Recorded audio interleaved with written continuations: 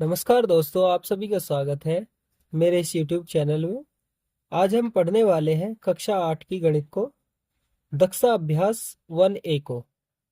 तो प्रश्न नंबर 1 में एक ए का दिया गया है, एक का एक। इसको देखिए, क्वेश्चन को आपको दिख रहा होगा, यहाँ पर भी हमने लिख दिया है। इसको सॉल्व करते हैं, आइए देखते हैं किस प्रकार हम सॉल्व करेंगे। ये होते हैं छोटे कोष्ठक अंदर जो बने हुए, ये होता है बड़ा कोष्ठक। एक साइन और होता है मझला कोष्ठक का। तो इस प्रकार से ऐसा बना हुआ होता है वो, कुछ इसी प्रकार या फिर इस प्रकार से आ, फिर कभी बनाएंगे। ठीक है, देखिए ऐसे इस प्रकार कुछ ऐसे बना हुआ होता है। तो ये मझला कोष्ठक है। तो ये साइन आपको समझ आ गया होगा मझला कोष्ठक का। ये तीन ही कोष्ठक है, छोटा कोष्ठक, बड़ा कोष्ठक, मझला कोष्ठक। ठीक है, अब हम सॉल्व करते हैं इस क्वेश्चन को। सबसे पहले छोटे कोष्ठक को सॉल्व करते हैं। तो छोटे कोष्ठक दिया है और बड़ा कोष्ठक इसमें। तो -3/5 गुणा 35/-12। बड़े कोष्ठक में रखिए अभी फिलहाल इसे, क्योंकि छोटा कोष्ठक ही सॉल्व हुआ है अभी तक। तो -3/5 और गुणा 35/-12। अब देखिए इसको सॉल्व करेंगे। पहले बराबर का निशान लगाए। तो देखिए सॉल्व कैसे होगा। माइनस से माइनस काट दीजिए।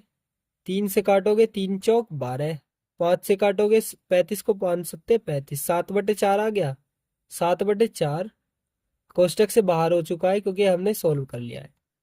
भाग है 1/14 है। ठीक है, हमने कहा था जब भाग आए तो शुरू की संख्या सेम रखनी है और भाग से गुणा में चेंज करना है। नीचे वाली संख्या ऊपर, ऊपर वाली नीचे। तो 14 हो जाएगा ऊपर और एक संख्या आ जाएगी नीचे। तो करना क्या है आगे देखिए। क्या ये कट जाएगी संख्या? तो कट सकती है। 2 दूनी 4, 2 सत्ते 14, 7 सत्ते कितना हो जाएगा 49। और ये 2 इसके नीचे आ जाएगा, 2 एकम 2। तो 49/2 इसका आंसर हो चुका है। हमने सरल कर दिया है एक को। प्रश्न नंबर 1 के पहले क्वेश्चन को सरल कर दिया है। अब दूसरे को देखते हैं। दूसरे में क्या कहा गया है, देखते हैं क्या हो। तो इसमें है -5/9। दिख रहा होगा आपको। माइनस में 1/-3 है। ये भी कोष्टक में दिखा गया, बड़ा कोष्टक भी है छोटा कोष्टक भी। गुणा 5/2। इसमें भाग था, इसमें गुणा दी गई है। ठीक है, तो देखते हैं सोल्व करते हैं इसको। तो पहले छोटे कोष्टक को सोल्व करेंगे। -5/9, माइनस माइनस होता प्लस। तो ये वाला माइनस और ये वाला माइनस मिलकर क्या हो जाएगा प्लस। और ये दोनों माइनस के चिन्ह हट जाएंगे। अभी बड़ा कोष्टक रह चुका है बस। और गुणा 5/2 चल ही रहा है साथ में। इसमें समझना, आपको ध्यान से समझेंगे। तो इसको सोल्व करते हैं। या तो आप वैसे कर दीजिए एलसीएम मेथड से, या फिर आपको वैसे नहीं आता तो ऐसे करोगे, ऐसे क्रॉस मल्टीप्लाई गुणा। ऐसे पहले, फिर ऐसे, फिर नीचे वाली संख्या होगी। तो 5 दिया कितना हो जाएगा 15, माइनस का माइनस लग रहा पहले, और प्लस 9 एकम 9, बटे का निशान है, 9 तिया 27। ये हो गया। उसके बाद गुणा 5/2। ठीक है, इससे आगे हम सोल्व करते हैं। ये 15 माइनस का है, ये 9 प्लस का है। तो 15 में से 9 घटा दोगे तो 6 बचेगा काय का माइनस का, बटे 27 हो जाएगा। तो ये सोल्व कर लिया है। अब 5/2 लिख लीजिए। ये सोल्व होते ही कोष्टक से बाहर हो जाएगी संख्या। अब क्या करना है हमें, 2 से ये संख्या कट रही है ना, 2 तिया 6, माइनस लगाए माइनस लगाइए, 3 पंजे 15, माइनस के 15/27। इससे आगे भी सॉल्व हो सकता है, आप करना चाहो तो कर सकते हो। कैसे? 3 पंजे 15, माइनस के 5 आ जाएगा, और 3 निम 27, 9 आ जाएगा। -5/9 यहाँ पर भी कर सकते थे। 3 से 3 निम 27, माइनस के 5/9 आ जाता। तो यहाँ पर सॉल्व हो चुका है ये क्वेश्चन। आगे देखिए दूसरे को। ये 2 पार्ट हो गया है, पहले क्वेश्चन के 2 पार्ट।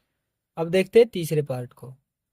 तो -12/7 और 13/5 के योगफल और उनके अंतर से गुणा करना है। तो पहले क्वेश्चन को समझते हैं किस प्रकार क्या कहा गया है। तो हमारे पास दो संख्याएं हैं, -12/7 और 13/5। उनका योगफल, योगफल मतलब गुणा, और इनका अंतर, ये दो संख्याएं, उनका योगफल उनका अंतर। तो इस इन्हीं को भी साथ में ले लीजिए एक बार और। -12/7 उनका गुणनफल, गुणनफल मतलब गुणा, और 13/5 है, दो संख्याएं दी गई है। अब ये कह रहा है क्या, ये कह रहा है -12 बटे, सॉरी, ये क्वेश्चन दूसरे का था, हमने तीसरा उतार लिया है, तीसरा देख लिया था। अब इसको देखते हैं क्या होगा। देखिए, -12/7 है और 13/5 है। तो पहला योगफल पूछ रहा है, यानी योगफल कर दिया हमने, जोड़ कर दिया। अब ये क्या कह रहा है, उनके अंतर, उनके अंतर, दूसरे का ही देखना है हमें अंतर, ये देख लिया था, गलती हो गई। इसको देखिए दूसरे को, योगफल तो हमने कर दिया, ये रहा। अब अंतर करना है और उससे फिर गुणा करनी है, जो इन दोनों का आएगा ना उनकी सीधी गुणा कर देनी है। तो ये सॉल्व कर हो जाएगा फिर उसके बाद। तो हम इसका अंतर कैसे करेंगे, अंतर का मतलब होता है घटाना, और योग का मतलब हो जोड़ना। ठीक है, तो सॉल्व कर लीजिए, ऐसे कर लीजिए, ऐसे। ठीक है, या फिर एलसीएम मेथड से भी करोगे तब भी यही आएगा इसका। तो 7×5 = 35 -12×5 = 60 प्लस 13×7 = 91। 91 बड़ा है और 60 छोटा है, तो 91 में से 60 घटा दोगे, 31 बचेगा, बटे 35 हो जाएगा। तो ये 31/35 आया। इस वाले को देख लीजिए, -12×5 = 60, माइनस लगाए, माइनस 13×7 = 91 बटे 7×5 = 35। ये दोनों संख्याएं माइनस की है तो माइनस की जुड़ जाती है एक साथ। अब यहाँ क्या होगा, दोनों संख्याएं जुड़ जाएंगी तो माइनस के 151 आ जाएंगे, बटे 35 आ जाएगा। तो ये दो संख्याएं आई है हमारे पास। तो हमारे पास दो संख्या आ गई है। तो ये कह रहा था योगफल और अंतर, योगफल और अंतर तो हमारे पास आ चुके हैं। ये योगफल है और ये अंतर है। योगफल तो ये हो गया और अंतर ये हो गया। ठीक है, तो कह रहा है उन दोनों की गुणा कर दीजिए। ठीक है, तो गुणा करनी है हमें, 31/35 गुणा -151/35। तो हमें इनकी गुणा करनी है, तो गुणा कैसे करोगे, इसकी गुणा इसके साथ, 31 एकम 31, हासिल लगे 3, 31×5 = 155 और 3 = 158, हासिल लगे 15, 31 एकम 31, 31 और 15 46 होते हैं। तो ये माइनस का लगा हुआ है, माइनस के लगा लीजिए, 4681 हो गए।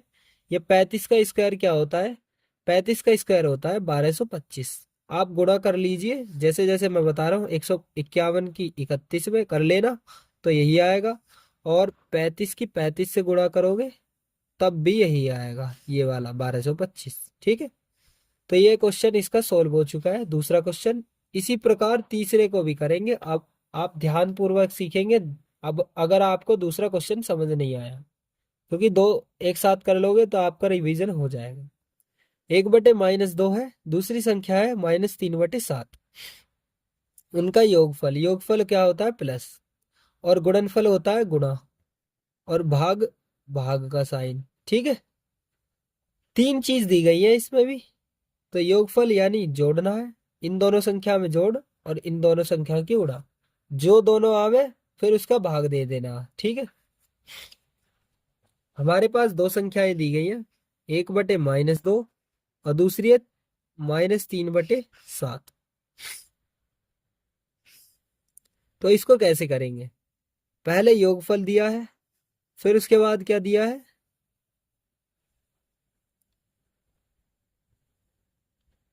दूसरा दिया है हमारे पास गुणनफल। तो 1/2 गुणा, सॉरी, -3/7। तो -3/7, ये इस माइनस को ऊपर ले लेंगे तो कोई दिक्कत नहीं है, माइनस फिर भी एक साथ ही रहेगा, देख लीजिए। इस वाले माइनस को आगे ले लीजिए, माइनस 1/2 प्लस माइनस माइनस 3/7। ठीक है, अब इससे आगे सॉल्व कीजिए क्या हो रहा है देखते हैं।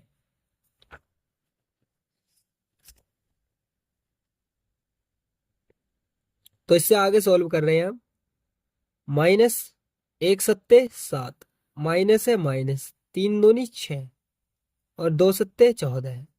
इस तरीके से गुणा करेंगे, पहले ऐसे फिर ऐसे फिर ऐसे। तो 7 एकम 7, 3 दूनी 6, माइनस पहले फिर बाद में, बटे 2 सत्ते 14। 7 और 6 कितने हो गए 13, ये माइनस के, जब दोनों माइनस के हो, 3 हो 4 हो 6 हो, माइनस के माइनस ही रहेंगे लेकिन जुड़ जाएंगे, बटे 14। 13/14 हो गया ये माइनस के। ये तो हमारे पास क्या आ गया योगफल। ठीक है, अब देखना गुणनफल। और तो माइनस और माइनस क्या हो जाएगा प्लस, क्योंकि गुणा में हमेशा ऊपर नीचे होने पर दो यानी पेयर में होते हैं तो वो प्लस हो जाते हैं। ठीक है, देखते हैं आगे। तो आगे कैसे होगा, 3 एकम 3 और 2 सत्ते 14, तो ये गुणनफल हो गया इसका। ठीक है, गुणनफल। अब इससे आगे देखते हैं। योगफल और गुणनफल हो चुका, तो इसने कहा था कि योगफल और गुणनफल जब दोनों आ जाए तो उनमें भाग दे देना। तो योगफल कितना आया था हमारा, -13/14। भाग देना है 3/14, ये जो है 3/14। गुणनफल है 3/14। ठीक है, तो हम -13/14 को तो सेम रखेंगे पहली वाली संख्या को, और भाग से जब गुणा में चेंज करते हैं तो नीचे वाली ऊपर ऊपर वाली नीचे। ठीक, 14 ऊपर पहुंच जाएगा और 3 नीचे। 14 से 14 कट गया, बचा कितना -13, और यह नीचे 3, तो -13/3 इसका आंसर हो चुका है। अब देखते हैं आगे के क्वेश्चनों को। देखिए, प्रश्न नंबर 4 पर दिया गया है, अपनी अभ्यास पुस्तिका में निम्नांकित कथनों के आगे सत्य असत्य कीजिए। तो ध्यान से समझना है किस प्रकार। 1/a का गुणात्मक प्रतिलोम a है यदि a बराबर 0 नहीं है। तो 1/a, ध्यान से समझना है इसको किस प्रकार करेंगे हम। तो 1/a, 1/a को कैसे करेंगे, 1/a का योग गुणात्मक प्रतिलोम, 1/a का गुणात्मक प्रतिलोम। तो 1/a का गुणात्मक प्रतिलोम इसका उल्टा यानी ए, 1/a, a/1। ठीक, गुणात्मक यानी गुणा में, प्रतिलोम उल्टा, ए ऊपर पहुंच जाएगा नीचे आ जाएगा एक। समझ में आ गई। तो इससे आगे सॉल्व करते हैं हम। तो ए से ए कट जाएगा और एक से एक कट जाएगा, एक एक बच जाएगा, एक एकम एक। तो ए की वैल्यू 0 थोड़ी नहीं, एक आई है, तो बात सत्य कह रहा है। तो यहाँ पे क्या हो जाएगा सत्य है, तो सत्य भी लिख सकते हो आप, सत्य है। ठीक, इससे आगे चलते हैं, यहाँ पर लिख लेना सत्य। ठीक है, इससे आगे देखते हैं। ऋणात्मक परिमेय संख्याओं का योगात्मक प्रतिलोम, ऋणात्मक कोई सी भी ले लेते हैं। -6 ऋणात्मक परिमेय संख्या, ऋणात्मक यही है परिमेय संख्या -6 जो। और इससे आगे देखते हैं क्या करेंगे। योगात्मक प्रतिलोम, योगात्मक यानी योग का प्रतिलोम यानी उल्टा, -6 का उल्टा क्या हो 6 प्लस का। धनात्मक परिमेय संख्या नहीं होता है, तो देखते हैं क्या होता है। 6 में 6 घटाएंगे तो 0 हो जाएगा। और इसके नीचे अगर मैं एक मान लूं तो ये p/q के रूप में लिख चुकी है। ये कह रहा p/q के रूप में जो होती है परिमेय संख्या, और यू कह रहा नहीं है। परिमेय संख्या होती है ना p/q के रूप में, तो परिमेय संख्या हमारी तरफ से तो परिमेय संख्या निकल रही है, और ये कह रहा परिमेय संख्या नहीं होता है। तो क्या कह रहा है ये बात, असत्य है। तो क्या कह रहा है ये बात, असत्य है। गलत लगा देना, असत्य है। ठीक है, समझ आ गया होगा। अब चलते हैं इसकी तरफ को, तीसरे की तरफ को। प्रश्न नंबर 4 का तीसरा। एक को शून्य से भाग देना संभव नहीं है। एक को शून्य से भाग देना पर, अगर एक से भाग दे सकते हैं क्या हम 0 को, नहीं दे सकते। तो बात क्या कह रहा है, ये सत्य है, तो बिल्कुल सत्य है इसकी बात। तो इसका आंसर सही है। अब देखिए प्रश्न नंबर 4 का 4, चौथा क्वेश्चन। शून्य किसी परिमेय संख्या का गुणात्मक प्रतिलोम नहीं है। शून्य किसी परिमेय संख्या का, शून्य जो है किसी भी परिमेय संख्या का गुणात्मक प्रतिलोम नहीं है। कोई भी परिमेय संख्या ले ले मैं, उसका गुणात्मक प्रतिलोम नहीं है।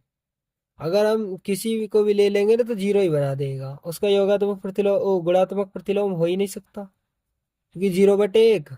और इसका उल्टा कर ले मैं, कोई संख्या ले लीजिए, तो उसका हो ही नहीं सकता। तो ये बात क्या कह रहा है, ये भी सत्य कह रहा है। ठीक है, आपको कम समझ आया होगा, ध्यान से समझेंगे। शून्य किसी परिमेय संख्या का, शून्य किसी परिमेय संख्या का गुणात्मक प्रतिलोम नहीं है। तो 6 का गुणात्मक प्रतिलोम क्या 0 हो सकता है? नहीं हो सकता। क्यों नहीं हो सकता? क्योंकि 6 का गुणात्मक प्रतिलोम 1/6 होता है, और 6 से काटने पर एक एकम एक आएगा। समझ आ गई? इस प्रकार होता है, और 6 का 0 नहीं हो सकता। ठीक है, तो आप समझ गए होंगे, दो उदाहरण देकर भी मैंने समझाया है। तो यहाँ पर इस क्लास का एंड हो चुका है। आपकी दक्षता अभ्यास 1A कंप्लीट हो चुकी है। आप सभी अपने दोस्तों को भेजें, ताकि वो अभी मैथ्स को इंटरेस्टिंग फैक्ट के अनुसार पढ़ सके, या फिर इसको अच्छे से समझ सके, ताकि अगली क्लास की जो भी मैथ्स आएंगी उनको प्रॉपर तरीके से समझ सके, उनके बेसिक कॉन्सेप्ट को समझकर उन प्रश्नों को सॉल्व कर सके। ठीक है, तो मिलते हैं नेक्स्ट वीडियो में। तब तक के लिए bye bye, take care. Video को अंत तक देखने के लिए आप सभी का धन्यवाद।